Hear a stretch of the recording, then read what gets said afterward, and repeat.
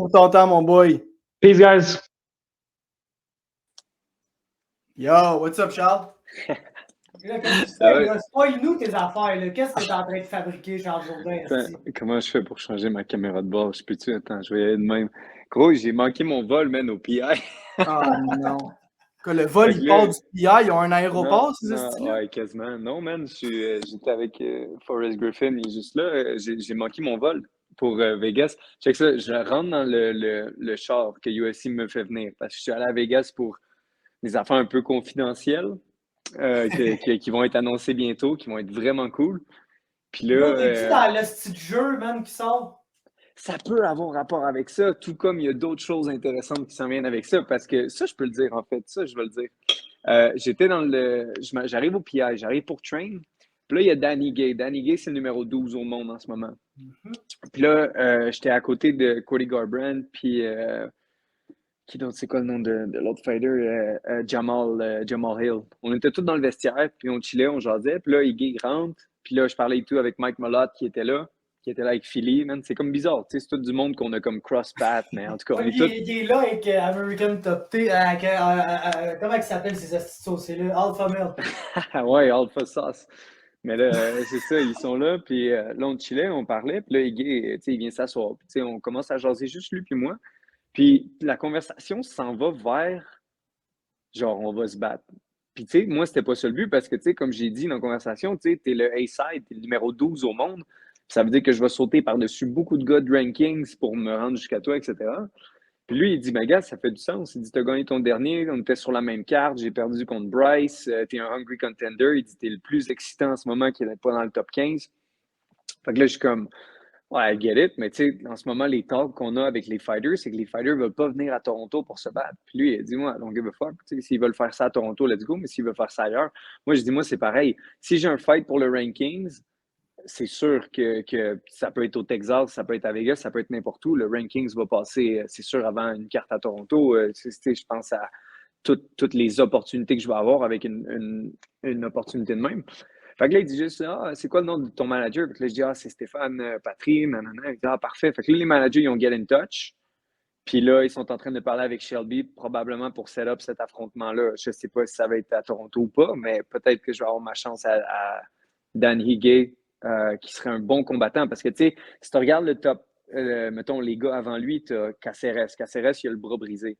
Tu as Lerone Murphy, qui est un fight fucking plate, que j'espère de tout cœur que ça ne se passera pas à Toronto, une affaire de main.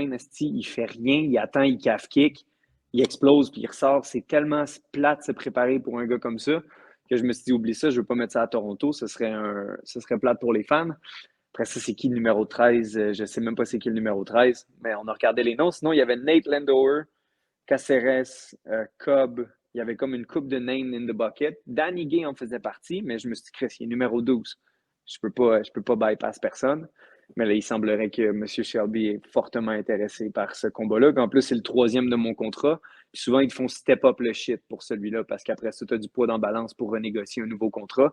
Fait qu'ils veulent vraiment checker. Comme quand je me suis battu pour Burgos, c'était mon 3e de contrat. Fait que la façon que ça a l'air de se placer en ce moment, j'aurais probablement un fight pour la position numéro 12 au monde. Ce serait assez génial. Merci. Puis là, check ça. L'autre fucking story zigzag, man. Qu'est-ce que tu tiens? C'est-tu un bong ou une hache? C'est quoi tu tiens? Non, ça, c'est je ne sais pas, c'est un bâton, puis on a décidé qu'on allait briser la curse de Mandy Bomb avec ça, man. C'est qui, Mandy Bomb? Ça, Mandy Bomb, là, c'est la tarte qui a battu Jade à TKO, là. L'européenne? Es-tu européenne? Est-ce qu'elle s'entraîne avec le Jay McConnor? Ouais, ok. Ouais, ben, en tout cas, c'est ça. Nous autres, on a une théorie à l'effet qu'elle, c'est de sa faute tout ce qui arrive dans le MMA en ce moment, là. OK. Parce que... Qu'est-ce qui est arrivé de si mauvais qu'il faut son dernier combat, man, elle a pull un All Joe, là, mais genre de la pire des façons, dans un esti fight de merde, que tout le monde perdait des points, puis... En tout cas, tu sais, le pire fight ever qui se finit par une DQ, par coup de genou à la tête qui n'aurait jamais dû arriver. Le gros, depuis ce temps-là, Sean O'Malley, Sean Strickland, le gros, tout arrive, asti. Bobby Green Charles melt Jourdain. des dudes, man. Les Charles Jourdain soumet des black belts brésiliennes. Ouais, c'est ça. Tu sais, tout Qu'est-ce qui se souvent des passe? black belts, asti. Genre, Michel Pereira, c'est un top middleweight. Il y a 4 main events de suite qui finissent en blessure, le gros. Let's go, tu sais. Fait qu'on essaie de briser cette curse-là, man. Parce que là, on est tanné, on aimerait ça que ça revienne à la normale, puis que les bons fighters gagnent des belts, puis Sean Strickland, il soit là à dire ce qu'ils veulent. Fuck that. Moi, je suis all about that shit, man. C'est tellement bon pour le sport quand tu vois des personnes non orthodoxes, autant en dehors et à l'intérieur de la cage, gagner. Ça prouve le mot art, c'est une expression. C'est ça qui fait que c'est fou notre sport, c'est que tout peut arriver. Fait que moi, je l'aime, le curse. Let's go, Mandy. Qu'est-ce qui s'est passé, Charles, quand t'as choqué Ramos, là? J'écoutais ça avec ma blonde, puis ma blonde a dit, Chris, es-tu pisse, même, d'avoir gagné au premier round? T'avais même pas de l'air content, man, quand tu l'as fini.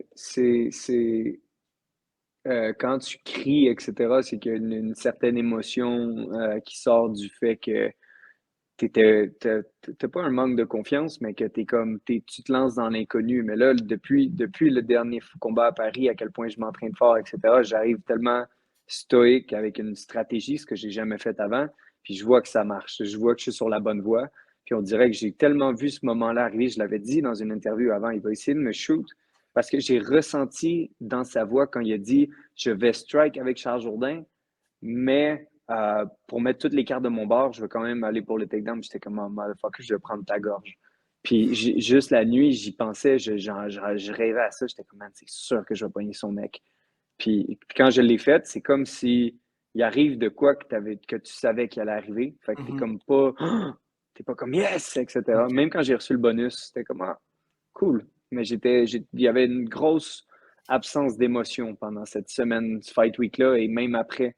D'habitude, tu appelles ton monde, tu es content, mais c'était juste mission accomplie, what's next? C'est à cause de Son, man. Son, il t'a enlevé toute l'émotion en dedans de toi.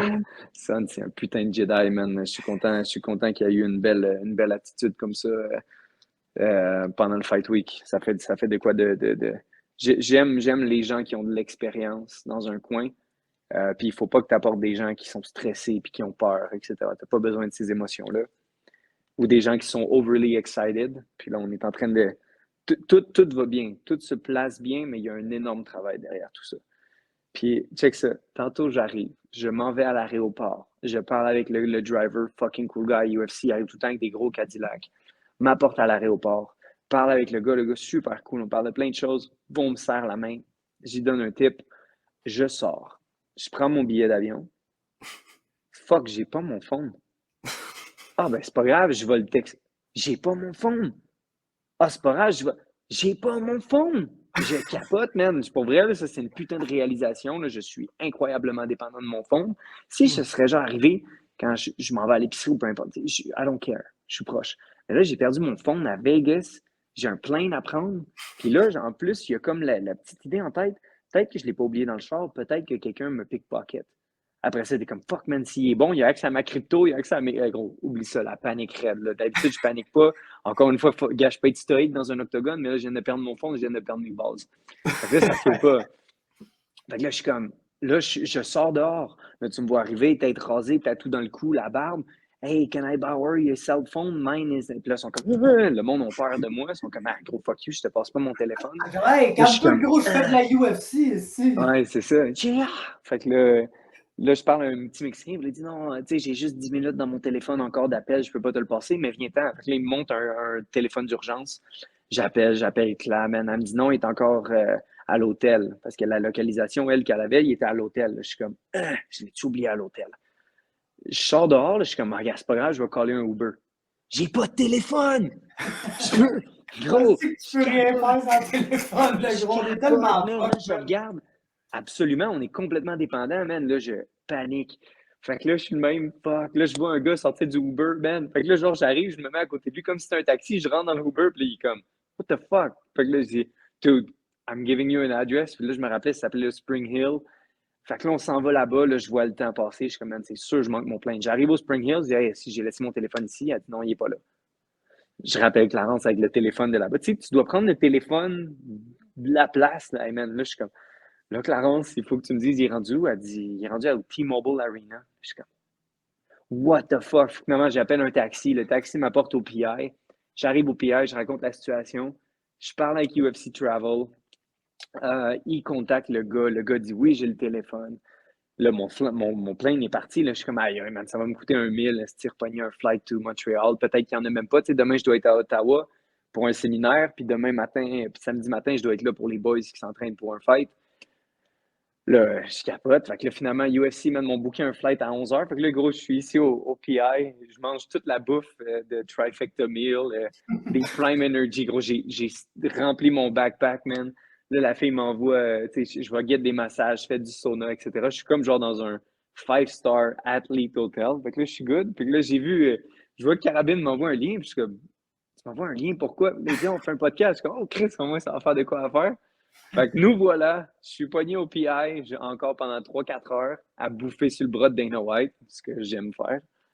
Puis c'est ça, man. Je suis pogné ici jusqu'à temps que je pogne un plane à soir, puis je vais arriver demain vers midi.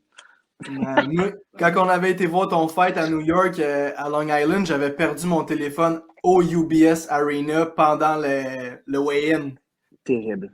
Ouais, bro, je capote. Là, on pogne le boss, on s'en va à Brooklyn. Je suis genre, gros, j'ai pas mon téléphone. Fuck. Même chose que toi.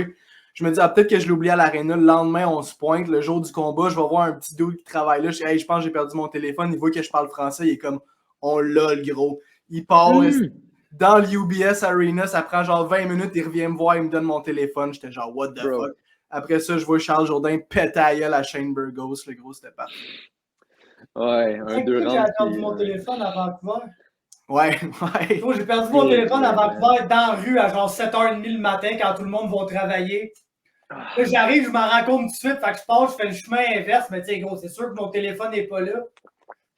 Puis là, comme je marche, tout bonnement, j'entends « Hey, Fabrice! Fabrice! » Je suis genre « What? » Je me lève, gros, c'est le chum de ma cousine qui passe là, ben random en char parce qu'il s'en va travailler. Et genre « Hey! Laurence has your phone! » Je suis genre « What the fuck? » Fait que là, je m'en vais chez ma cousine. Gros, j'ai comme, tu sais, la seule personne dans Vancouver qui a trouvé mon sel et qui a fait « Oh, je vais genre lui rendre comme je vais pas le vendre pour du crack. » Ouais. Aïe, bien pareil, j'étais ravi, man. On sent void là, c'est un vide, man. C'est tellement pas le fun comme feeling, là, sérieusement. C'est la même situation pour nous trois, c'est que t'es comme pas chez vous, genre. Ben exact, t'es pas dans tes shit. Genre, moi, je laisse mon phone chez nous quand je vais faire l'épicerie, etc. La seule raison pourquoi j'ai autant une dépendance avec mon phone, c'est parce que USADA est tout le temps en train de nous chercher. Ce qui va finir dans pas long. Je ne sais pas ça va être quoi le protocole avec les autres.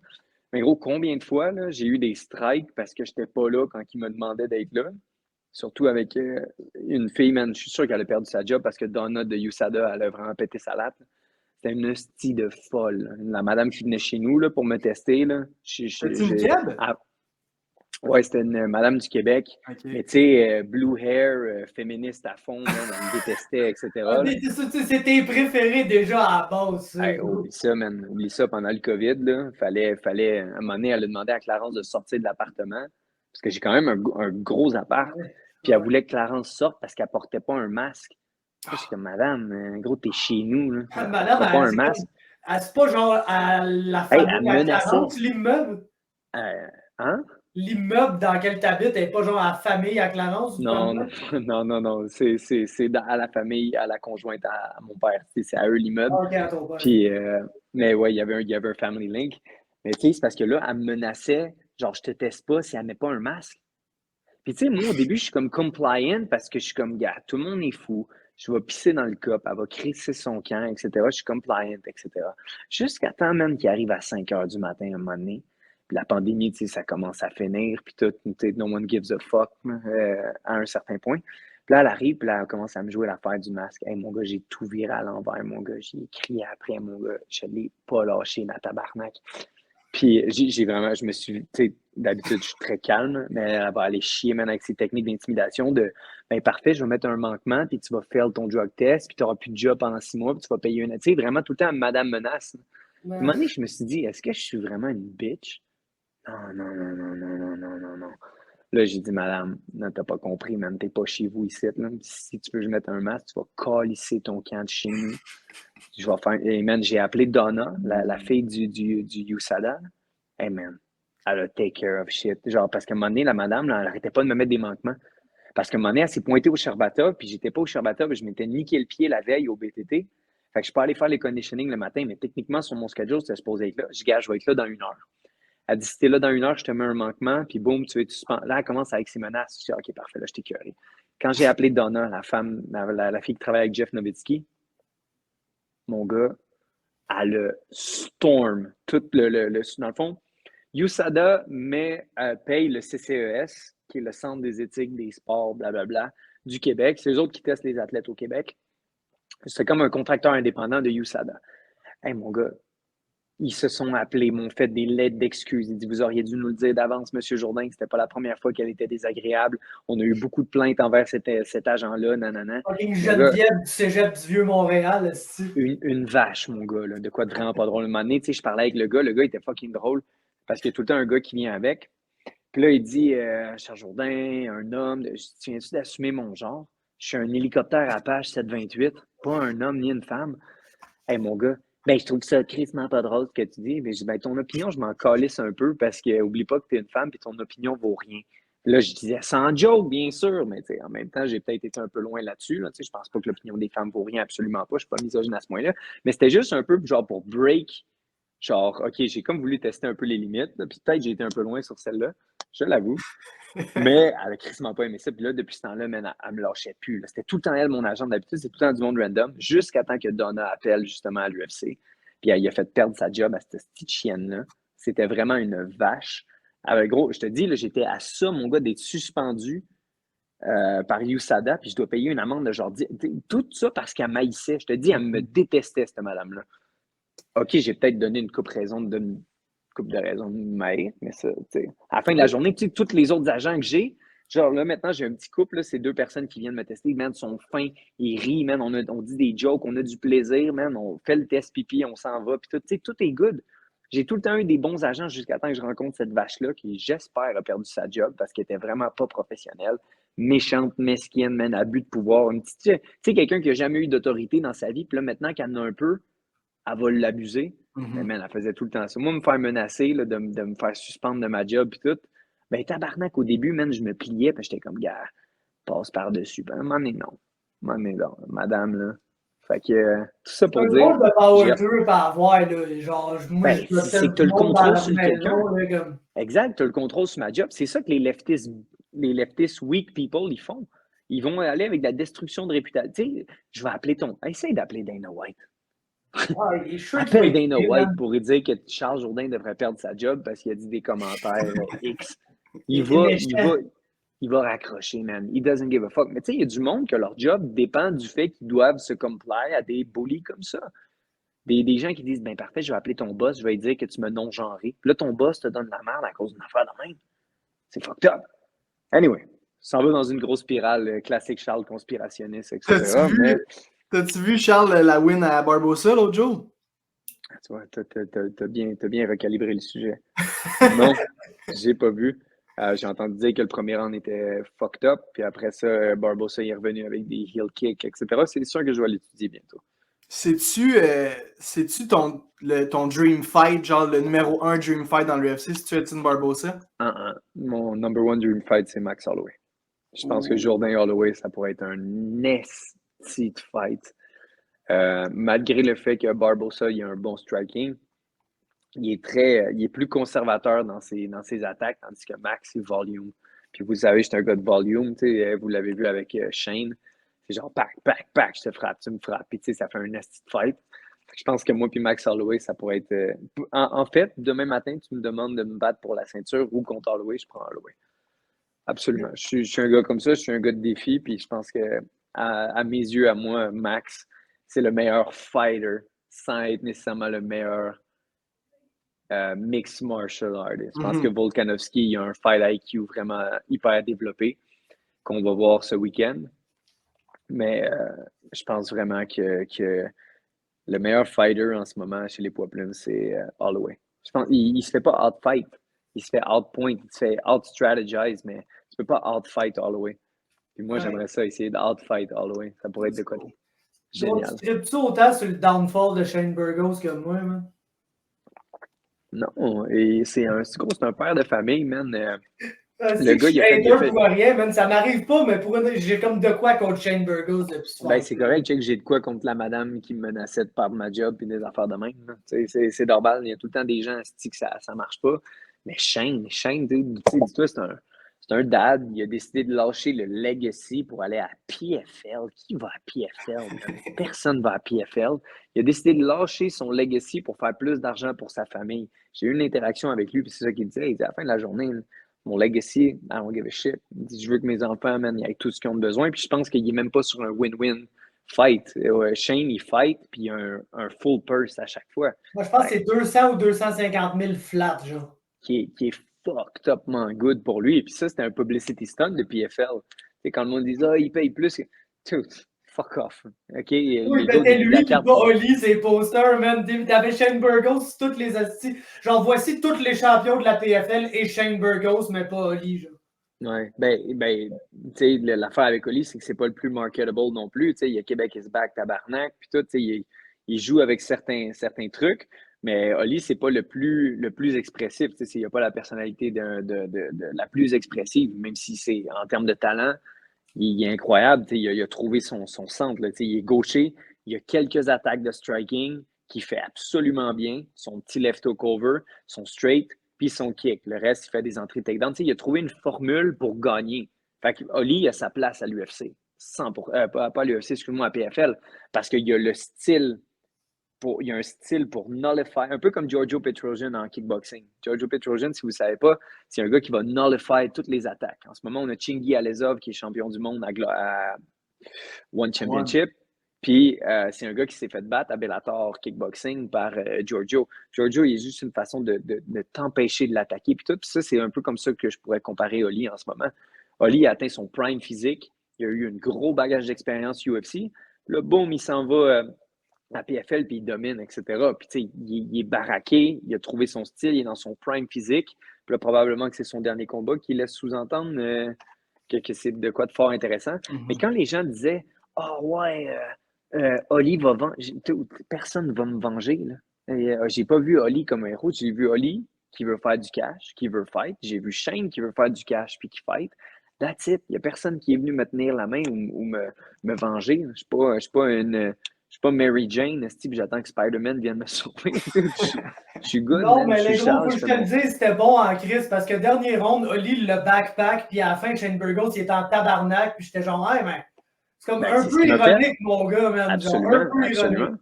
Absolument. Puis oublie ça, là, si j'avais 10 000 $ à mettre, je l'aurais mis sur Oli. Il n'y avait aucune manière que Hurricane Shane Burgos batte Oli. Hurricane Shane filait faible dans mes bras, frappait comme une molle.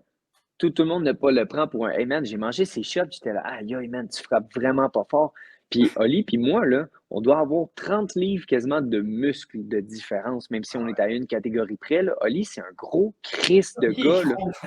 Il est gros en tabarnak. Là. Il est plus gros que Mike Malott, puis Mike Malott se bat à 170.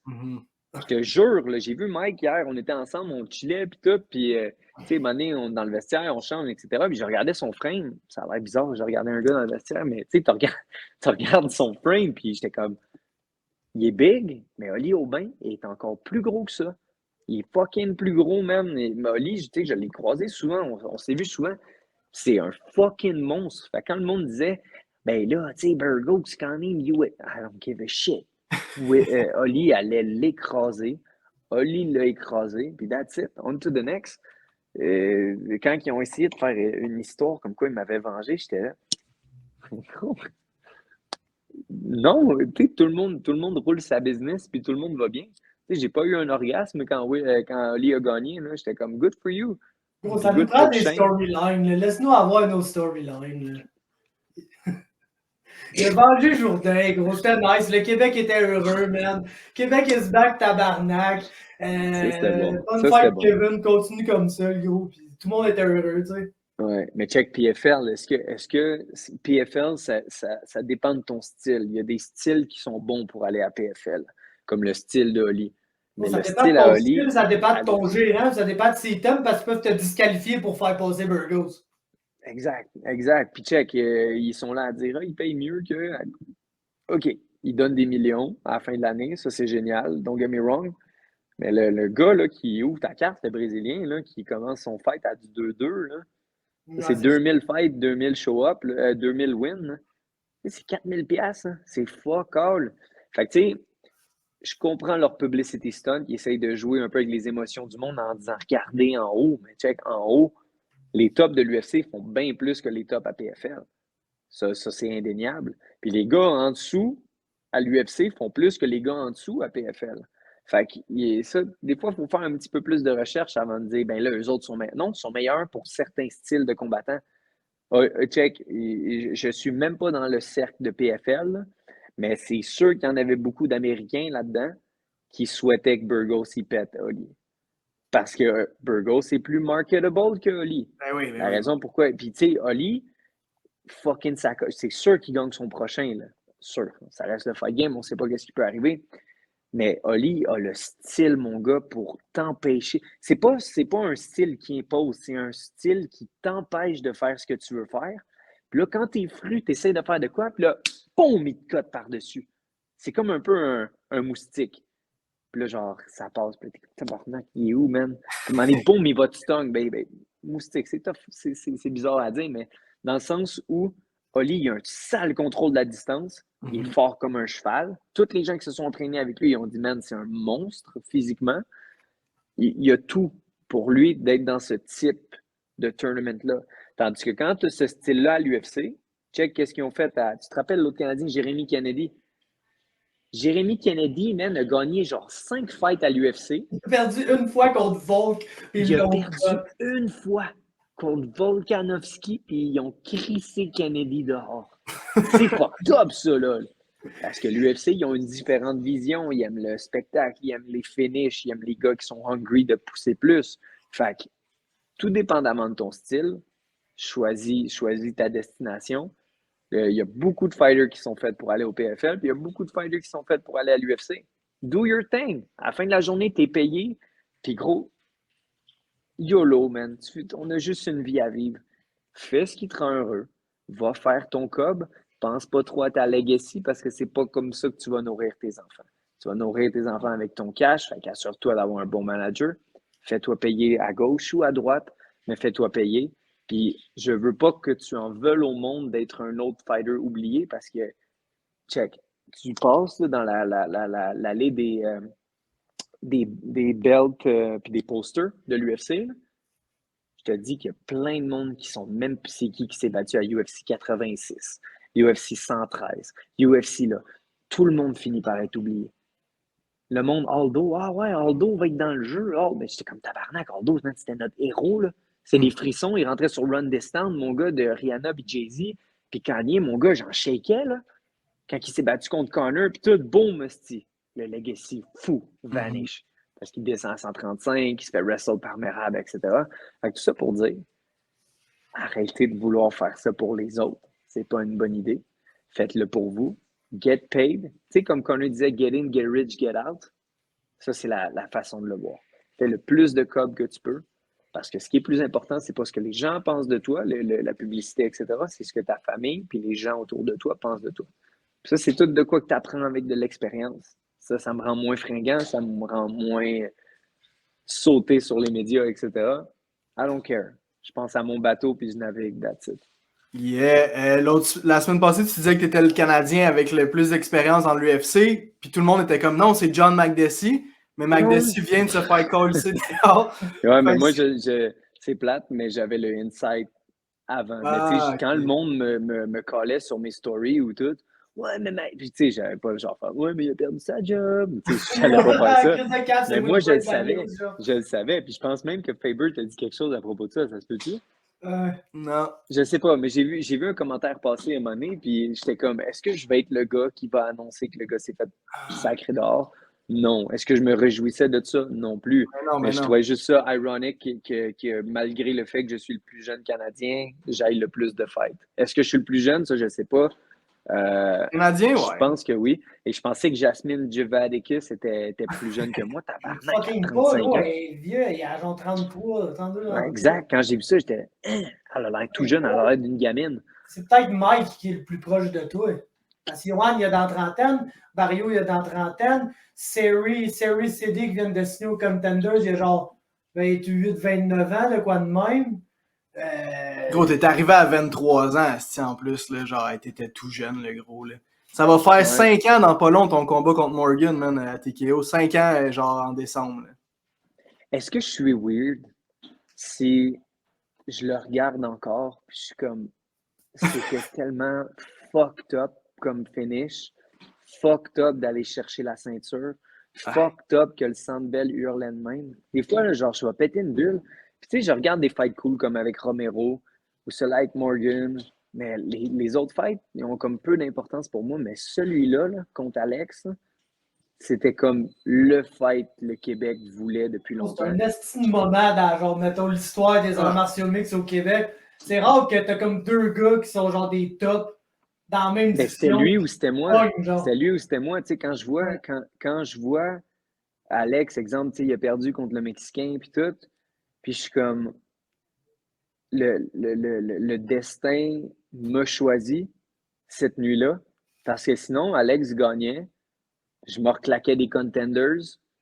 J'aurais pu me reclaquer, exemple, Laramie, il m'a wrestled contre la cage pendant 3 rounds. Tu sais, il aurait pu arriver. Les Paths of Destiny étaient tellement fucked up. Puis là, en plus, que moi, je gagne le spinning back fist, choke, va chercher la belt, etc. Puis de savoir que, fuck, man, s'il aurait landé une de ses droites, ça aurait pu être l'inverse. Ça aurait pu être lui qui serait ici aujourd'hui. Mais est-ce que I can feel bad for that? Non, absolument pas. J'ai travaillé fort pour avoir tout ce que j'ai. Toute ma vie, je me suis battu. Je connais rien d'autre que la bagarre. Puis je suis sur mon bon chemin. Mais des fois, je regarde cette fight-là et je me dis, j'ai une hostie de bonne étoile. Pas juste ça, une hostie de bonne étoile. C'est le build-up, man. T'sais, ils ont même fait un petit vidéo là, où ils vous suivaient, puis il y avait tout. C'était pas une vidéo, c'était une télésérie cool, de plusieurs, je pense qu'il y avait 5-6 épisodes. C'était cool. Je l'ai écouté plein de fois, bro, puis je te comprends tellement, man. C'est toi qui l'as vécu, là, mais même moi, à chaque fois que je l'écoute, bro, je capote. Là. C'est les émotions dans le tapis, man. Ouais, c'était tout un petit moment. Puis c'est ça, des fois, je me sens un peu vieux. Là, des fois, je m'assois, puis genre, je regarde. Puis là, je mets le replay. Puis c'est pas le finish, c'est genre la joie du moment d'aller chercher la belt. Puis en plus, je pense que Faber, tu pensais que je criais après Morgan à cause de l'angle de la caméra, tu te rappelles? Mais j'ai rien dit à Morgan. Non, mais je m'étais levé, puis j'ai dit, quand tu veux de quoi, tu vas le chercher. Puis je regardais par là-bas, je regardais genre mon crowd, parce que le Sandbell était de même. Puis ça s'est passé dans l'octogone. J'ai knockdown Morgan là. J'ai fini Morgan devant mon crowd. Je suis allé, j'ai dit, OK, où la belt? Puis je suis allé la chercher. Puis il dit, quand tu veux de quoi, tu vas le chercher. Puis il y a une photo de ça, de moi qui hurle avec la belt. Est assez légendaire. Ben oui. Puis là, je regardais ça. Puis là, j'étais comme, aïe, aïe, man, faut que j'en profite parce qu'à un moment donné, je vais être trop vieux pour me battre. Puis je vais plus jamais vivre des moments comme ça. Faut en profiter en esti, man. Parce que si, même à 27 ans, qui est encore jeune, je regarde des affaires qui me font sentir vieux, je suis là, aïe, aïe, man, t'imagines-tu, mec, j'ai 47. Si je me rends, puis je vais regarder ces affaires-là, je vais faire, aïe, aïe, man, t'as vécu des affaires assez fucked up quand t'étais petit cul. Puis tu nous en fais vivre et tout, le gros, man. Je suis content d'entendre ça. Sérieusement, sérieusement, la dernière fois, le dernier fight, là, le monde m'envoie genre leur setup, genre qu'ils l'écoutent à la maison, puis il y en a qui disent Chris, j'ai même pas eu le temps de manger, puis t'avais fini, ou peu importe, les gens genre me partagent leur émotion, puis vraiment ma notoriété a encore spiké, man, through the roof. C'est quoi ton crowd, Charles? C'est qui ton crowd, genre, à part au Québec, mettons, là, puis même je sais que c'est peut-être pas le Québec, là, mais c'est où le plus de monde qui tripe sur les Français, là? USA, c'est le plus gros. Après ça, tu as la France, puis tu as surtout l'Ouest canadien. L'Ouest canadien est très big parce que tu as TSN, Toronto Sports Network, etc. Puis avec les gars avec qui j'ai fait le podcast, là, Prends un break, là, ça a aidé ma notoriété québécoise.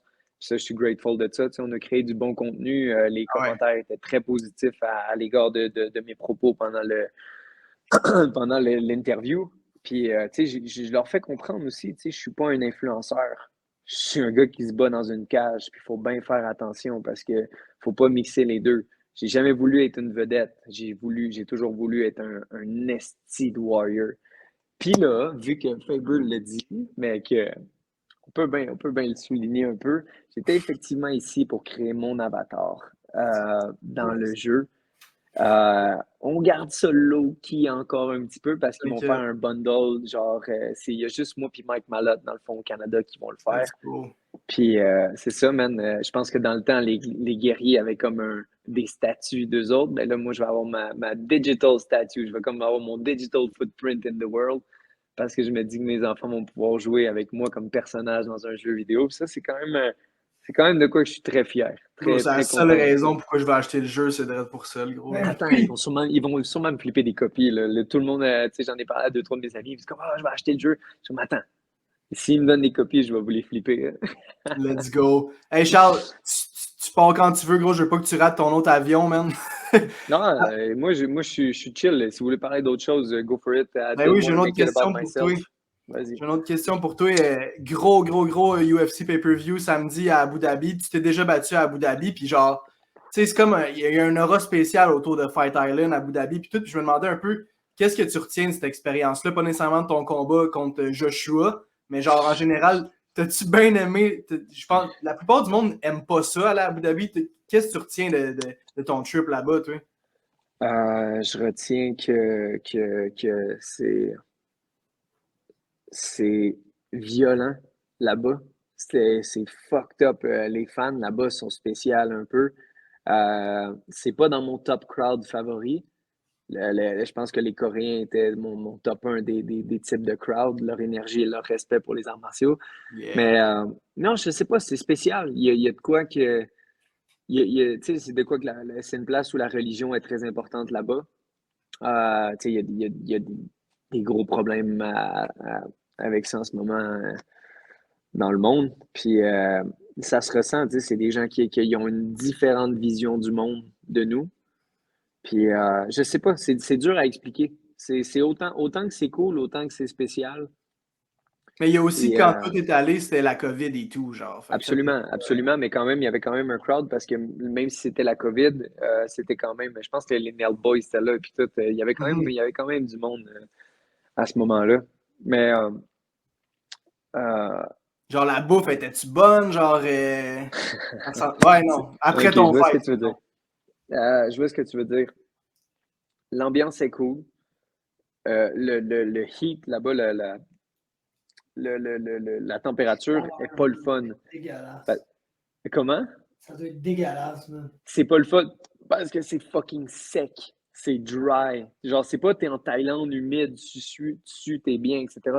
Là-bas, man, c'est genre un dry heat. Là. T'es littéralement dans le désert, puis genre, t'as vraiment l'impression, man, que le soleil te crisse un coup de poing, man, en la tête quand tu sors dehors. Ouais, exact. C'était genre, j'avais les épaules calcinées, man, puis tout. Après, genre, même pas 1 heure dans le soleil, puis l'eau est tellement salée, man, là-bas, là.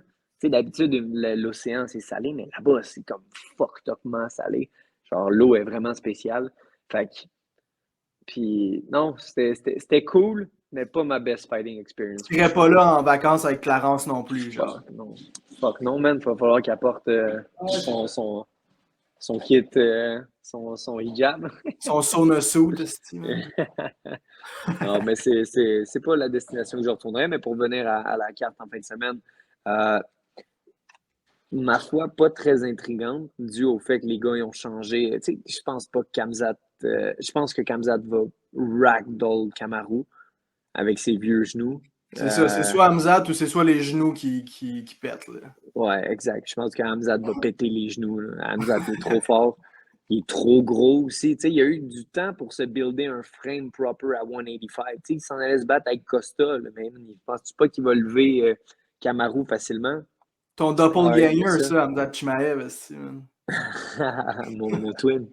Ça, puis Volkanovski disait qu'il pesait 180. Il n'y a personne à 140 livres qui pèse 180 avec une bonne masse musculaire. Ça veut dire qu'il a perdu parce qu'il se préparait pour un camp à 145 contre Topuria à 87, 97 en fait. Ouais. Donc, oublie ça. Je pense pas qu'il va avoir... je pense qu'il va essayer de finir ça rapidement parce que dans les later rounds, je pense pas qu'il va avoir l'advantage. Vous pensez quoi?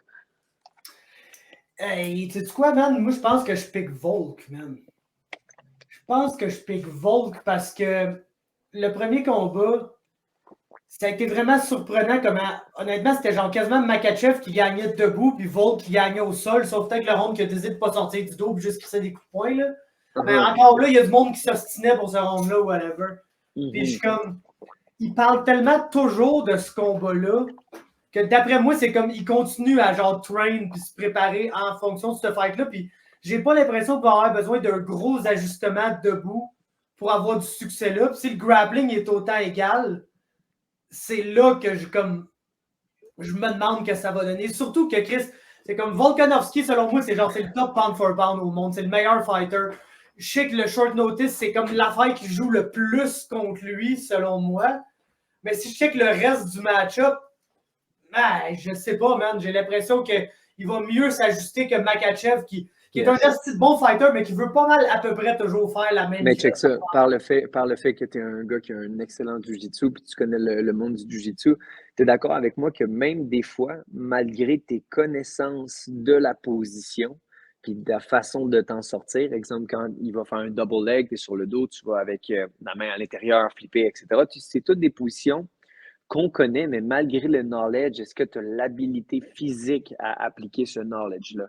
Puis ça, c'est une autre chose. Tu es d'accord avec moi que des fois, mettons, tu fais ton dernier round, tu es comme, ah, fuck it, m'a pogné le blue belt. Mais tu pognes un blue belt heavy. Puis là, il s'en va sur toi, puis là, il est en train de. Puis là, tu le sais comment l'empêcher de se rendre là. Mais c'est le energy cost est high. Puis moi, je pense que c'est ça le problème avec cette préparation-là de Volk, ce manque de préparation-là, c'est qu'il va savoir quoi faire, mais est-ce qu'il va avoir l'habilité physique pour appliquer toutes ces techniques-là sans se fatiguer autant que Makhachev qui est sur un grind depuis longtemps? Fait que moi, c'est comme pour ça que je vois un peu l'avantage au niveau de Makhachev, parce que je pense que malgré tout ce que Volk peut faire, tu sais, tout ce que tu peux faire, c'est ça. Mais à chaque fois que tu fais ça, ça te coûte ça d'énergie. Puis ça d'énergie.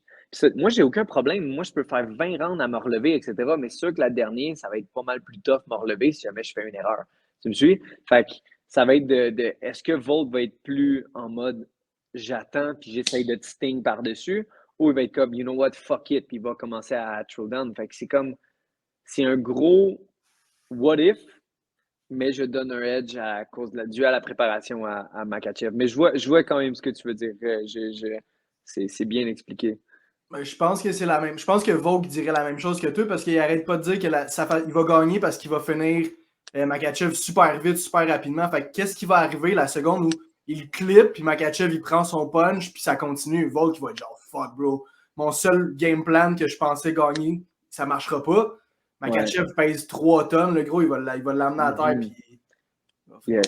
Mais une chose à prendre en considération encore, c'est que Makhachev s'est déjà fait lights out. Ouais. Puis je pense honnêtement je pense que Volkanovski est tellement plus athlétique que Makhachev. C'est sûr, quand t'as plus de jus, man, ton athlétisme, là, c'est genre, gros, ça vaut plus rien. Là. Quand t'es mort, t'es mort.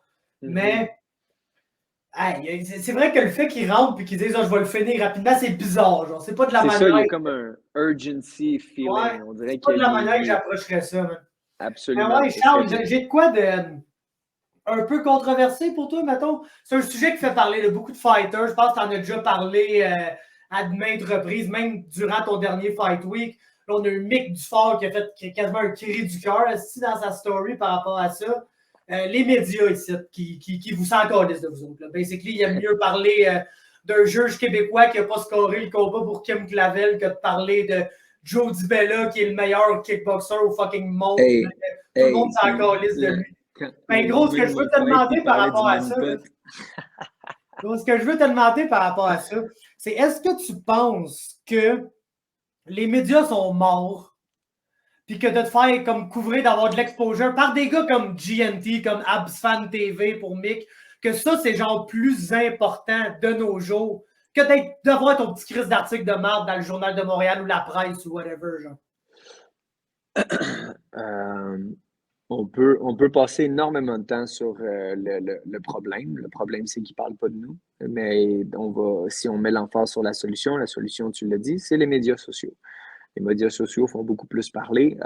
Il faut que tu aies une plateforme TikTok. Il faut que tu aies plein de plateformes. Il faut que ce soit naturel aussi. Malheureusement, il y a certains fighters que quand ils essayent ils voient une caméra, ils changent, puis ils commencent à agir d'une certaine manière, puis il y en a que ça tellement pue, un il y en nom a que je voulais coller, je le dirais pas, là, mais...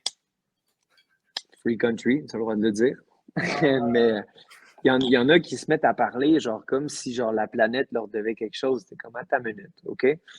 Exemple, Mick a gagné un titre qui est classé, mettons, international, puis à son grand honneur d'avoir gagné ça. Tu sais, Mick, il fait bien ses choses. Par contre, exemple que tu compares avec moi, qui est rendu sur une échelle mondiale, là, ça devient un petit peu plus sketch. Exemple, avec le Journal de Montréal. T'es comme, écoute, le gros, I get it. Est-ce que le Journal de Saint-Jean a fait un article sur Mick? ouais. Ça, c'est cool. Fait que quand j'étais sur le circuit international, je ne m'attendais pas au Journal de Montréal. Parce que je me dis, gars, c'est rendu un stage, etc. Tu sais, un moment donné, tu sais, ça s'en vient, c'est pas très loin. Mais même quand j'étais à TECO, j'avais quand même build up un bon following, autant américain, canadien, etc. Pourquoi? Parce que j'étais pas dans le conflit. Exemple, Mick, comment il a promote son fight, c'est aller à telle place, mettre le jersey du Canadien, faire fuck you, etc. Tu sais, c'est genre un peu comme le Canadian Gangster. Tu sais, genre, tu vas dans une espèce de controverse, mais ça, tu sais, exemple, moi, le fight avec Burgos, j'ai passé d'une aréna qui m'haïssait à une aréna qui m'ont bien respecté. Tu sais, j'ai pris Burgos, j'ai comme, à la fin, j'étais comme, what's up, Long Island, puis tout, on a comme build up avec ça. Fait que c'est sûr que si tu t'en vas dans le backyard de quelqu'un, puis tu dis, fuck you, je pète votre champ, fuck you, ben c'est sûr qu'ils vont pas aller te follow. Ils sont comme, ah, c'est trou de cul. Je sais pas si tu me suis. Non. Fait que, je pense que, exemple, Mick, moi, si j'étais dans sa peau, qu'est-ce que je ferais? Je ferais des breakdowns de technique parce que c'est quelqu'un qui a énormément de knowledge en termes de jiu-jitsu, bon striking. Je ferais des breakdowns de technique avec une voix québécoise. Pourquoi? Puis, tu sais, avec un bon parler. Parce que si tu parles bien, tu peux pas avoir le gros, le mou, il la pogne en guillotine. Puis il parle pas comme ça, mais tu sais, je prends un exemple. Si tu fais ça, ben, tu viens de nullifier toute ta notoriété que tu peux aller chercher à Paris, en France. Fait que parle d'un bon parler, fais des breakdowns de technique, utilise TikTok, Instagram, involve les gens avec toi. Il y a tellement de façons de se faire de la publicité autre que d'attendre que le journal parle de nous. Comme moi, je fais. Moi, j'ai du fun avec mon TikTok, j'ai du fun avec mes plateformes parce que c'est genuine, puis j'ai envie de le faire, puis je trippe. Mais je pense que si quelqu'un veut aller chercher plus d'attention, il va falloir qu'il utilise ces nouvelles méthodes-là. Ils ont invité la fille, la NPC, à tout le monde en parle. Ouais, Pinky Doll, style, shout out. Dude, puis moi, I I get scream it. so good. Exact. Puis moi, I get it. Tu sais, je suis une figure un petit peu plus controversée parce que je vais aller à fond dans des sujets. Je déteste la féminisation des hommes. Je pense vraiment que les arts martiaux peuvent rendre les enfants, les jeunes beaucoup plus forts. Je trouve ça atroce qu'on offre des drogues pour castrer chimiquement les enfants. Tu sais, il y a plein d'affaires que, genre, je vais à l'encontre du mouvement montréalais médiatique. Okay? On va appeler ça de même parce que le Québécois moyen, il pense comme moi. Les gars de chantier pensent comme moi. Le monde normal, les Québécois pensent comme moi. Il ne faut pas penser parce qu'Internet à Montréal ne trippe pas sur toi que tu penses pas. Non, tu penses pas comme le hostie d'Utopia, man, qu'ils ont inventé à Montréal. Promène-toi à Montréal, il n'y a plus un hostie d'homme. Les gars portent tous des crop tops, man, puis ils portent des shorts serrés, puis tout. Il y a une féminisation de l'homme extrême. Fin de la journée, comme je dis toujours, tu as 18 ans, tu fais ce que tu veux. Mais arrêtez de penser que le Montréal, c'est le centre du monde parce que ça les calissement pas. Les gars de chantier, même des gars de la Rive-Nord, les gars de la Rive-Sud, etc., ça, c'est ce qui représente notre Québec. Bref, tout ça pour dire, tes réseaux sociaux sont plus importants que toi qui espères que Jean-Jacques parle de toi. Moi, je trouvais ça déplorable. J'ai eu un appel avec, comment il s'appelle, Mathieu Bélanger du Journal de Montréal. Plug ton computer, il manque de batterie. J'ai reçu un message, puis il dit, tu sais, moi, je suis rendu en politique, j'ai dit aux gars de parler de toi, mais ils veulent pas. J'ai dit, I get it, c'est correct. Genre, je vais quand même manger ce soir. Parce que quand les médias ont parlé de moi, quand ils ont fait le truc à la télé, ça l'a pas mis de la bouffe sur ma table. Ça ne m'a pas apporté tant de notoriété que ça. Fait que, mettons qu'il aurait fait un article dans le journal à propos de Michael, ça y aurait pas apporté tant d'affaires, autre qu'une affaire que tu peux découper puis mettre ça dans ta petite collection de stock que tu as comme souvenir, si tu veux. C'est plus un souvenir parce que c'est comme un, excuse-moi, un stamp. Mais, encore une fois, si j'étais Mick, breakdown de technique, bon parler français, il parle bien français, plateforme comme TikTok, Instagram Reel. Instagram Reel, là, tu peux mettre un Reel puis pogner 1 million de views, là, genre random de même parce que genre ça pogne dans l'algorithme. Franco Pana comme une bête de cirque, genre. Ça, c'est Franco parce que tu le vois que c'est genuine. Franco qui fait ses bêtises, c'est genuine, c'est Franco. Franco est tout le temps un homme à bêtises comme ça. Fait qu'il faut que puis moi, c'est pour ça que, exemple, quand je prends l'exemple de Michael, c'est d'aller vers un breakdown de technique parce que je ne le connais pas comme vous, mais est-ce que c'est quelqu'un qui est autant extraverti que quelqu'un comme Franco? Je ne penserais pas. Est-ce que je pense que c'est quelqu'un qui a un knowledge incroyable des arts martiaux mixtes? Absolument. Fait que trouve c'est quoi tes forces, trouve comment tu peux te market toi-même avec ça. Puis je pense que sky is the limit avec tout ce que Michael il peut atteindre en ce moment. Ça, c'est sûr, bro, man. Puis effectivement, c'est un solide plan marketing, man, que tous les fighters devraient adopter. Mais je trouve ça full intéressant ce que tu as dit par rapport à la découpeur de journaux que tu peux mettre dans ton petit album souvenir parce que je me suis ostiné avec les gars de l'Arena l'autre jour parce que justement, eux, ils ont fait un post qui disait que les fighters devraient arrêter de chercher justement l'attention du Journal de Montréal puis de la radio puis tout parce qu'ils s'en calissent. Puis moi, j'étais comme. Puis on était d'accord parce que si tu veux avoir de l'exposure puis faire de l'argent puis tout, c'est comme tu le dis, t'exploites tes réseaux sociaux. Mais la raison pourquoi les gars comme Mick, puis toi, c'est plus vraiment le cas parce que t'es rendu ailleurs, mais quand tu commençais puis tout, tu veux avoir juste la petite attention du Journal de Montréal parce que Chris, on a grandi ici puis c'est le fun, juste c'est le fun pour toi puis tu peux le monter à ta grand-mère puis genre, exact. Tu veux pas faire de l'argent avec le Journal de Montréal, mais c'est juste pour toi, personnellement, c'est donc le fun d'avoir un exposure dans un grand média québécois. Tu sais. Mais regarde le cercle, OK? Que je perds ou que je gagne, quand je reviens, puis qu'on a un souper de famille, ma mère me fait à manger. Fait que quand je reçois un article du journal puis que j'ai hâte de le montrer à ma famille, j'ai remarqué que ces gens-là vont m'aimer dans mes réussites comme dans mes défaites, dans mes moments difficiles comme dans mes moments faciles. Fait que c'est pour ça que je te dis, avant, je les avais toutes. Là. J'ai une petite boîte là, avec toutes mes photos de Thaïlande, mon poster de Thaïlande quand je me suis battu. J'ai plein de shit dans cette petite boîte-là. Puis au fil du temps, c'est pas la chose la plus importante parce que je sais que mon cercle est derrière moi pour le meilleur et pour le pire. Donc, de savoir ça, ça diminue un peu la volonté de faire parler de soi parce que, comme je dis, si le journal avait parlé de Mick n'aurait pas eu une scène de plus dans ses poches. Puis à la fin de la journée, l'argent ne fait pas le bonheur, mais tu peux t'acheter un jet ski. Puis j'ai jamais vu quelqu'un de malheureux sur un jet ski. Non, ça aurait servi lui ça, c'était drôle en tabarnak. Mais fait que c'est ça. C'est dans quoi le petit dos qui arrive sur le jet ski? Là, c'est dans Carol Baskin, Tiger King. Tiger King, le gars. Puis là, ça dit, t'es mieux de pas revenir ici avec ta marde. Tu sais, il y en avait un, puis tout le monde me l'envoyait dans le temps.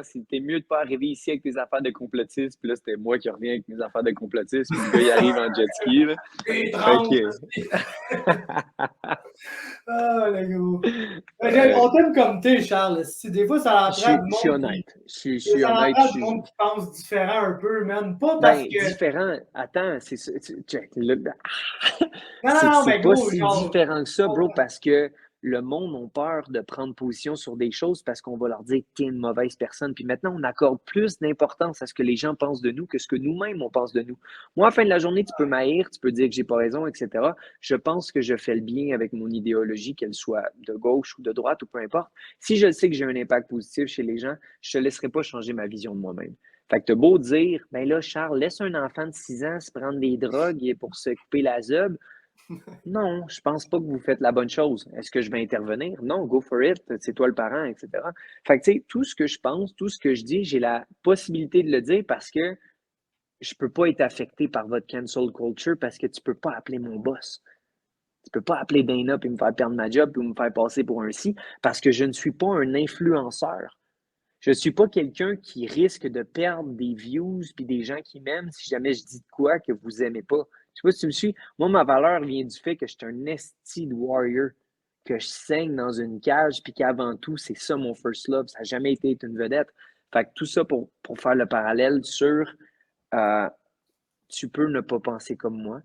Je vais quand même te traiter avec respect. Je vais quand même avoir une discussion avec toi, puis je ne cherche jamais le conflit avec personne. Je cherche juste à partager mon expérience de vie par le fait que même à 27 ans, j'ai fait 14 pays à date. J'ai vu plein de cultures. J'ai des amis qui sont musulmans, des chrétiens, des juifs. J'ai des gens qui ont plein d'idéologies différentes de notre monde. Puis on dirait que plus tu mixes tout ça, tu te rends compte, ah, lui, il a un peu raison là-dessus, lui, il a un peu raison là-dessus. Puis quand tu mixes tout ça ensemble, ben, tu trouves quelqu'un comme moi qui est extroverti dans ses façons de penser. Fait que ça fait. Je pense pas que j'ai la vérité infuse, mais je pense que je peux avoir un impact positif en donnant mon opinion sur certaines choses. Gros, tout le monde trouvait que Dylan Dennis c'était un esti d'épais d'avoir essayé une guillotine sur Logan Paul avec des gants de boxe. Tout le monde est comme ah, une guillotine avec des gants de boxe, c'est impossible. Puis là, je suis comme Chris, moi j'en connais un qui a déjà réussi ça, une guillotine avec des gants de boxe. Puis là, je vais fouiller sur Internet, j'écris Charles Jourdain contre le frère de Robert Serres. Puis tu l'as fini par guillotine avec des hosties de gants de boxe, le gros. Il a perdu connaissance dans mes bras, man. J'avais 16 ans, man, à Granby Fight Night, esti. Ça, là, c'était les OG Fight Night. Ça, c'est une chose, les gars, j'aimerais ça avoir votre take sur... On a-tu le temps? On a-tu du Ben oui, temps? bro. OK, cool. J'aimerais avoir votre take sur les petits gants en MMA amateur. Qu'est-ce que vous pensez de ça? Ah, ça frappe, mon gars. Là. Je vais aller voir les MFL et les Fight Quiz de ce monde. Là. C'est violent, man. Moi, j'étais un peu d'accord avec toi là, que j'écoute là, des vieux documentaires de combat amateur de dans ton temps puis que c'est des gros gants de boxe. Je suis comme, bro, c'est fair enough, le gros. Là, genre, on n'est pas là pour genre. C'est amateur, là. Vous gagnez votre expérience et tout. Fait que moi, je retournerais aux gants de boxe, aux Big 14 onces, whatever. C'était des 16 puis tu avais les doigts qui sortaient. Fait que tu pouvais quand même grapple, mais tu sais, mettons quelqu'un avait un underhook, ben ça se peut que c'était plus difficile. Mais tu sais, tu rencontrais. Des 16, là. Ben tabarnak, man, des 4. Non, excuse-moi, c'est des 8. Moi, je pense que c'est des 8, mais non, c'est gros, sont petits, man. C'est pas beaucoup. Les gars se font knocker solide comme des planches. J'ai vu des knockouts amateurs pas le fun, honnêtement. C'est ça la différence entre un show pro et un show amateur, c'est qu'au show pro, tu vois un knockout, t'es genre fuck yeah, un knockout, parce que tu sais, comme les gars, c'est des pros, man. Tu comprends? Mais amateur, c'est comme moi, je pourrais aller faire un combat amateur demain matin, puis je veux pas que ça m'arrive, là. Tu comprends? Absolument pas. Je suis 100% d'accord avec toi. Je trouve que c'est déplorable parce que les gens pensent que c'était juste un knock. Non, ça a des conséquences irréversibles à long terme. Knock on wood, je suis content. J'ai jamais été mis KO de ma vie. Mais fuck, dude. Je vois des gars amateurs. Ouais, je suis 2-1, je suis le futur. Puis boum, petite commotion. Puis il revient jamais, ce futur-là. Fait je pense qu'on nuit aux opportunités d'avoir un développement de fighter healthy au Québec en ayant des 8 onces. Il y en a qui disent ouais, mais c'est plus real. Ce sera real quand ça va être le temps d'être real. Moi, techniquement, je suis devenu un real après longtemps. Vas-y. Il y a deux combattants québécois que tu connais qui ont deux takes différents là-dessus, Morgan puis Alaoui. Alaoui est genre faites le moins de combats amateurs que vous pouvez, allez pro puis faites de l'argent parce que Chris, vous vous battez. Fait que genre, si t'es pour te battre, essaye de faire de l'argent. Puis t'as Morgan que lui, il est plus comme fait le plus de combats amateurs que tu peux pour gagner de l'expérience. Puis après ça, quand tu tombes pro, ben, t'as plus d'expérience. Je sais pas c'est quoi ton take toi là-dessus. Moi, j'étais trop jeune pour passer pro. J'aurais probablement passé pro avant. J'étais trop jeune. J'ai commencé les fêtes amateurs, j'avais 15-16 ans. Fait que, tu sais, il faut que tu ailles 18, etc. Puis même Louis, je pense qu'il a fait son premier combat pro à 17 ou quelque chose de même. Je pense mes parents avaient dû signer. Fait que mon take sur l'expérience, c'est ton expérience, tu vas souvent la forger dans un gym. Ce que tu apprends pendant un fight, c'est le crowd. C'est que c'est un moment plus grand que ce que c'est réellement. Fait que tu apprends à dwell avec genre le crowd, la musique, l'entrée, tes fans, la pression, etc. C'est ça le concept sans nécessairement avoir à te mesurer, parce que si tu es dans un bon gym, t'en as des gens avec qui tu peux te mesurer qui sont de ton niveau, parce que tu sais, des amateurs, il y en a partout, là. Il y a des bons amateurs, des mauvais amateurs, etc. Fait que souvent, ce qu'on faisait, on traversait de gym en gym. Check, comme moi puis Louis, on allait disparaître avec Dimitri. Ben, on mettait du gros gear, on mettait des gros gants, des gros pads, puis tout. Ben oui, c'était lourd, mais tu sais, on apprenait en faisant ça. Fait que je pense que tu dois faire du sparring beaucoup, helmet, gros gants, puis faire quelques fights avec un équipement adéquat, parce que ça t'apprend la pression de la chose. Fait en termes, est-ce qu'il y a un nombre spécifique? Non.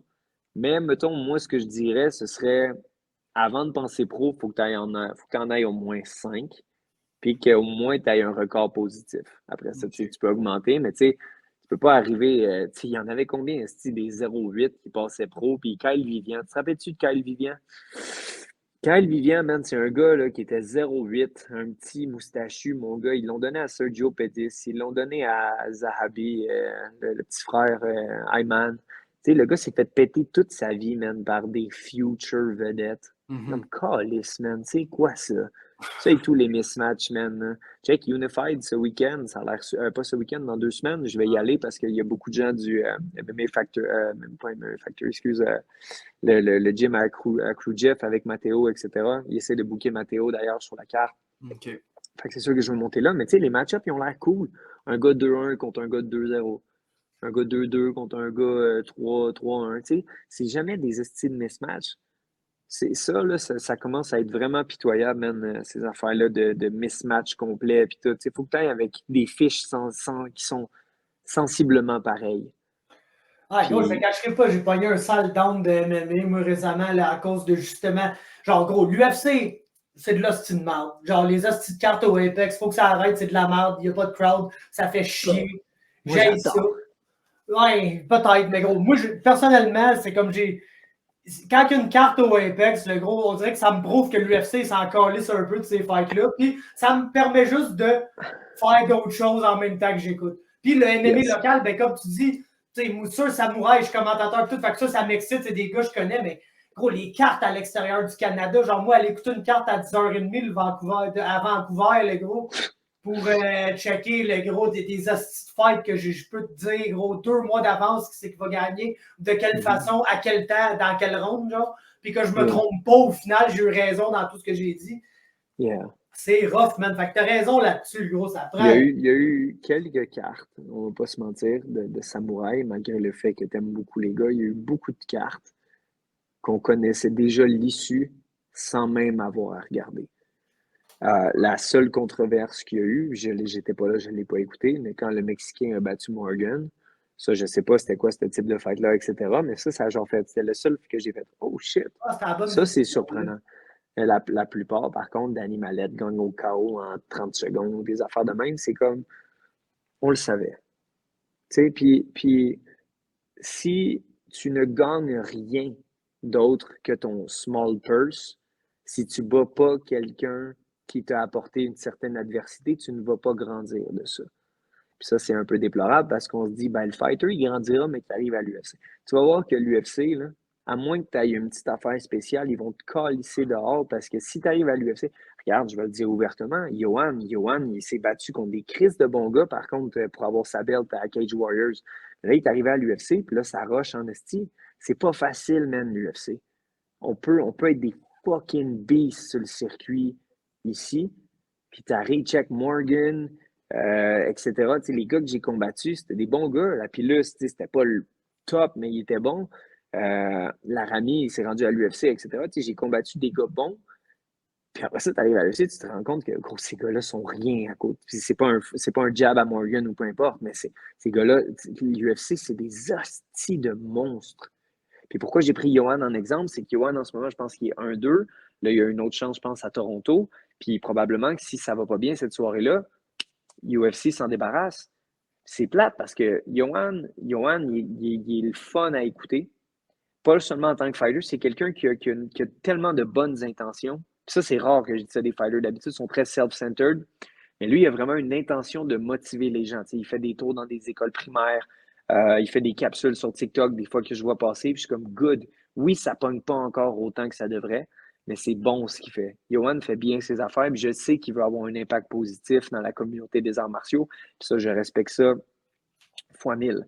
Par contre, là, ça va se jouer à Toronto. Are you gonna win or you're gonna lose? Ça, c'est important en esti aussi. Parce que tu veux pas être le gars qui s'est dit, je me suis rendu à l'UFC. Tu veux dire, Chris, j'ai réussi à performer, j'ai appris, j'ai combattu là-bas. Tu sais, c'est comme une aventure, l'UFC. C'est pour vrai, j'ai pas beaucoup d'émotions envers les combattants d'ici, mais I would genuinely feel pour Johan si jamais ça se passe pas à Toronto. J'y souhaite qu'il s'entraîne extrêmement fort. J'y souhaite une belle victoire parce qu'après ça, UFC, man, c'est tough à revenir. Puis c'est un jeu très difficile. Mais encore une fois, il a l'air en santé en dehors de la cage, puis ça, je pense que c'est primordial. Je pense qu'il commence à se faire son team, ces choses commencent à se placer, puis tu sais, j'observe. Je suis pas fou, j'observe les gars d'ici. Puis je suis content de voir que Johan il a l'air d'être dans un bon endroit avant son prochain combat, parce que comme je dis, un faux pas, it's off. Puis ça fait mal en esti. Jamais arrivé. Ça peut m'arriver. À suivre. Pour revenir à toi et les combats amateurs, Charles, je check ton Tapology, puis t'es genre comme 8-2 amateurs, puis t'as que des soumissions. Qu'est-ce qui s'est passé, le gros, pour que tu deviennes Charles, le gars qui soumet tout le monde chez les amateurs, à Charles Jourdain, le style beast de stand-up? Ton voyage en Thaïlande, genre, qui a fait ça? Non, c'est les gros gants qui faisaient en sorte que les gars étaient comme désy. Fait que là, ils faisaient un shoot tout croche, puis je finissais par les soumettre. Fait que tu sais, j'avais quand même un bon j'ai quand même une bonne force de frappe, malgré mes 145 livres. Puis quand j'étais petit, je me suis battu à 145 livres toute ma vie. Jamais 135, peu importe, j'ai toujours 145. Puis j'étais capable de les frapper assez solide, que le gars, genre, il était désir, il tombait, puis genre, je chantais par-dessus, puis je pognais un triangle, un bar, ou peu importe. Fait que oui, j'attaquais beaucoup plus de soumissions parce que les gants étaient un handicap qui faisait en sorte que je devais travailler sur autre chose. Puis j'ai toujours été un bon jiu-jitsu guy. J'ai juste eu de la difficulté avec la lutte parce que mon corps, mon centre de masse n'était pas aussi fort que ces gars-là. Puis là, avec le temps, etc., c'est de quoi que je développe. Puis check, Ramos, il m'a encore amené au sol. Quand il essayait de faire son von flou de pisse, il était tellement mal appliqué. J'étais comme, man, that's it. Puis après ça, je me suis relevé. J'ai réussi à me relever plus rapidement que lui, re-sunk in le choke. Fait que j'ai tout le temps été un tricky jiu-jitsu guy striker. Fait que j'ai toujours eu une carte dans mon back pocket, mais là, cette carte-là, elle s'en vient solide. As-tu toujours aimé ça, faire du jiu, ou t'étais plus vraiment un gars de stand-up et ça te faisait chier faire du jiu? Non, l'affaire que je déteste, c'est le cage fighting contre la cage, le gars qui te pousse, etc. Tu sais, Connor, il y avait le meme là, du frère à Khabib qui pousse Connor contre la cage. Il va chercher un overhook, puis là, t'es comme, tu sais, t'es dans un street fight, technically, puis t'es en train de le grind contre la cage. C'était fucking drôle, ce meme-là, man. J'ai ri en crise. Puis ça a tout le temps été, pas une de mes lacunes, mais une des affaires que tu sais, des fois, quand Yoni se préparait, je suis allé avec lui voir Richard O. Parce que c'est lui qui s'occupait du camp de Yoni quand Yoni se battait. Ça fait vraiment une couple d'années de ça. Puis là, genre, on faisait des drills contre la cage, de place ton pied de même, OK, garde le. Puis là, j'étais là. Non, j'aime pas ça. Je déteste ça. Puis là, maintenant, contre la cage, mon dos contre la cage, je suis rendu très habile. Tu sais, j'ai mes affaires à faire si jamais le gars veut me pousser contre la cage. Mais moi, dans un fight, tu vas pas me dire je vais pousser le gars contre la cage. Non, moi, je vais clincher, je vais te crisser des uppercuts, des coudes, des spinning heel kicks. Tu sais, je vais vouloir créer un fight. Il n'y a pas question que je me dise OK, tu l'accotes contre la cage, là, tu places ta tête là, puis là, tu donnes des petits coups. Puis là, tu piles sur son pied. Puis là, quand il est tanné, il va faire une erreur, puis là, boum, tu le mets à terre. Puis là, tu continues avec des petits coups en rond comme ça. Puis là, j'écoutais ça, puis tu sais, c'est pas un disrespect, c'est juste quelque chose qui ne me rejoignait pas parce que je ne reconnaissais pas le fighting dans ces positions-là. Ouais, puis j'étais comme, mais non. Check, j'avais un fucking Kimura, j'étais north-south sur Damien Lapillus au premier round, puis il était fort en tabarnak physiquement, puis moi, j'étais pas fort physiquement. Puis j'ai essayé 2-3 fois, puis au lieu d'appliquer de la technique, j'ai lâché un Kimura north-south pour me lever puis commencer à le kicker quand il était en boule, puis je l'ai laissé se relever. Personne fait ça, tabarnak. T'es fucking north-south, t'es sur le top, t'as une belt on the line, c'est ton ticket à l'UFC, puis je lâche une position extrêmement dominante, il reste 3 minutes au round pour striker. Mais j'étais de même, je suis de même. C'est pour ça que c'est ça que le cage grappling, c'est pas ma lacune parce que je suis très doué pour m'en sortir. Puis, mais c'est pas, pense pas que je vais être contre la cage puis je vais commencer à faire des bolo punch. 1, 2, 3, 4. 1, 2. Non, ça, c'est pas moi, c'est pas mon style. Le Nigerian Nightmare, Charles Jourdain, man, à grand coup de pot de stomp. Le nouveau, là, le Dagestanais qui manque un œil, Magomedov, là, Chaba, il fait ses débuts. C'est le premier à se battre là, samedi. Je sais pas si tu connais un peu son background, mais il est pareil comme ça, lui. Énorme kickboxer. J'ai regardé ses fights. Ses fights sont assez bidons, malheureusement. Bon striking, mais les gars en Thaïlande qui a battu, c'était des chauffeurs de taxi. Là. Sa belt de Muay Thai, c'était Mais ça n'empêche, il est super bon. 1, 2, 3, low kick, belle combinaison, sharp. Ça va être le fun de voir. Parce que même, c'est un peu comme Raphaël Fiziev. Même si c'est un striker, ces gars-là connaissent leur jits, ces gars-là connaissent le grappling, ces gars-là connaissent la lutte. Fait que ça fait du nouveau. C'est comme une version de Raphaël Fiziev que ça fait du bien de voir. Parce que souvent, on pense à Dagestani, on pense à cage wrestling. Là, on pense à un gars qui veut strike. Fait que très, très intéressant comme combattant. Non, ça va light, ça va light. C'est quelque chose pour Charles, mon boy? Gros, j'allais vous avoir pour Charles à l'infini, là, mais on m'a amené. Laisse-moi checker l'heure. 6 heures. Vas-y, one more. On clenche ça. Merci, le gros esti, man. T'es un malade, man. Mais merci de m'avoir invité. Tu sais, je suis content. Comme je dis, j'avais du temps à kill. J'ai que ça, je suis au Apex, là-bas. Y a-tu des allées de bowling, le gros, au Apex, man? Non, mais tu sais que je vais t'amener dans le Trophy Hallway. Ça, je sais pas trop c'est quoi. C'est genre, je sais pas si c'est une cage. Ah non, c'est genre des zoom-in de l'octogone. Mais ouais, Voyez-vous? Yeah. Ok, ça, c'est cool. Forrest Griffin, il est là-bas dans son bureau. Tu le disais, tu t'en retournes à ton gym pour aider tes gars à se battre.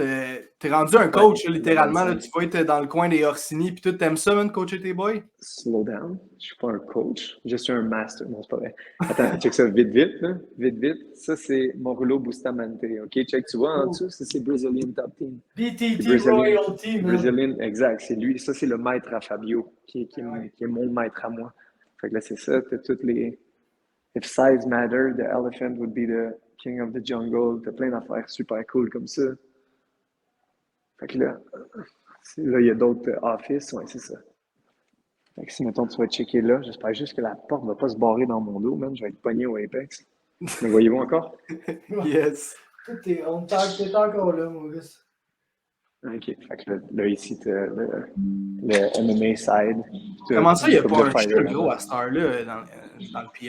Parce que les gars viennent souvent s'entraîner dans la journée. Puis là, le PI il est comme slow down en ce moment. Mais c'est ça, je sais que tu as l'octogone là-bas.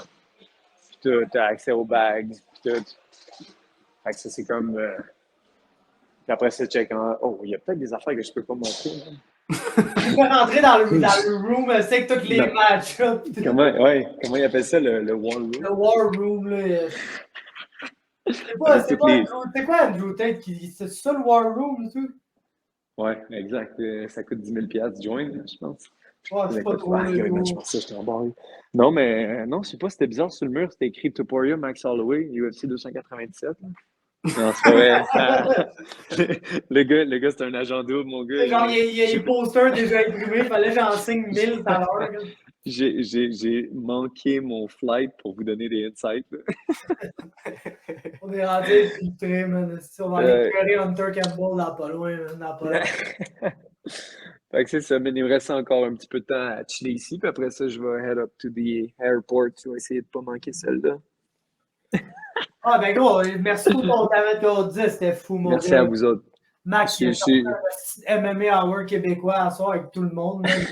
Charles, t'es venu nous faire quoi? 1 heure et qu'est-ce de peu? Vous savez, avec vous, tu sais, je sens que je peux être genuine parce que vous me connaissez depuis longtemps. Tu sais, vous m'avez vu depuis way back. Surtout Fabrice. Il me connaît depuis. Non, ben pour vrai, j'apprécie ça bien gros, man, parce que c'est pas tout le monde, le gars, qui se rappelle de ce qu'ils ont commencé, man. Puis, absolument. Genre, c'est nice que justement, t'es le Québécois qui a le plus réussi dans l'UFC depuis Georges Saint-Pierre, basically, là. Puis, t'es gros, n'importe quand on t'appelle, si t'es là pour nous autres, tu nous réponds, on se talk shit, à répondre à nos stories, à dire n'importe quel connerie à longueur de journée. Sérieusement, j'ai ri out loud quand j'étais à l'aéroport, puis je te parlais de tes biscuits, là, je riais out loud. Il est tout slim, là, Faber, tu devrais le voir, le gros, il t'a au moins perdu 20 livres. Là. Faber, 4 points. Un peu plus que ça, je te dirais, mais les gars, parce qu'un moment donné, je voudrais retourner genre un pause que je peux manger comme je veux, même sans trop m'en faire, de genre prendre 13 livres d'être fendu. Ouais, pour la porte à biscuits, il fallait qu'elle prenne le bord. Ouais, c'est des sacrifices à faire. Mais non, gros, merci. Ben, comme je t'ai dit, je te remercie toujours, gros. Être resté genuine. C'est pas tout le monde, le gros. Il y en a des gars que je les ai couverts depuis le début de leur carrière. Puis un moment donné, gros, sont rendus trop nice pour une raison ou une autre. Toi, t'es nice en crise, mais pas encore trop nice pour nous. Fait qu'on est content. Je serai jamais trop nice pour vous autres. Vous êtes des amis, puis des amis, c'est important. Puis tout ce que vous faites, autant, tu sais, vous le faites, vous pouvez cover des affaires des gars qui sont hauts, exemple comme moi, Michael, etc. Autant que vous allez cover les petits événements, Fight Quest, etc. Tu sais, vous parlez du sport, puis check, les gars sont là à se plaindre, ils parlent pas assez de nous. Puis quand c'est le temps d'être avec vous autres, tu sais, il n'y a pas de reshare, il n'y a pas de merci, il n'y a pas rien. Tu sais, c'est comme si il y a certaines personnes qui vont malheureusement prendre vos médias pour acquis. Puis ça, je trouve ça déplorable. Vous êtes vous êtes la dernière armée qui parle de nous, man. Fait que moi, je suis content d'être avec vous autres. Je suis content de vous compter comme amis. Puis toujours un plaisir, les boys. Ok, mon Charlot, merci, man. Ciao, les boys. Safe fight, bro. Take care. Ciao. Damn, carabine, est-ce que t'es en feu à soir, gros? Ça a failli mal virer. Si courir partout pour trouver des hosties de speakers du Dolorama, mais fuck, man. Merci à Charles Jourdain, sérieux. Pas de YouTube, Kev, man. Gros crise de line-up, man. Thanks, bro. Puis Faber Glass, ouais, les meubles étaient ici, mon gars, man. C'est ça que ça prend. Fait quoi, tu l'as dit, man. Merci beaucoup à K-Pop. Merci beaucoup à Papa Joe qui s'en va chercher une belt. Les deux, ils se battent le 28 à Unified. Tu vas être là. Je vais essayer le plus fort possible d'être là, moi et tout. Sinon, je vais checker ça sur UFC Fight Pass. Vous devriez faire la même chose. Deux gars super nice. K-Pop et Papa Joe, man. Rien à dire contre eux. Puis encore une fois, merci à Charles Jourdain qui est le GOAT, le gros, man. Puis fuck, man, c'était le Carabine Show 2.0. Le comeback, on a même brisé la curse de Mandy Bomb, man, avec notre totem squelette bâton de Gandalf, man. Merci d'avoir été là, tout le monde, man. Partagez, grandissez avec nous autres, esti, puis à la semaine prochaine.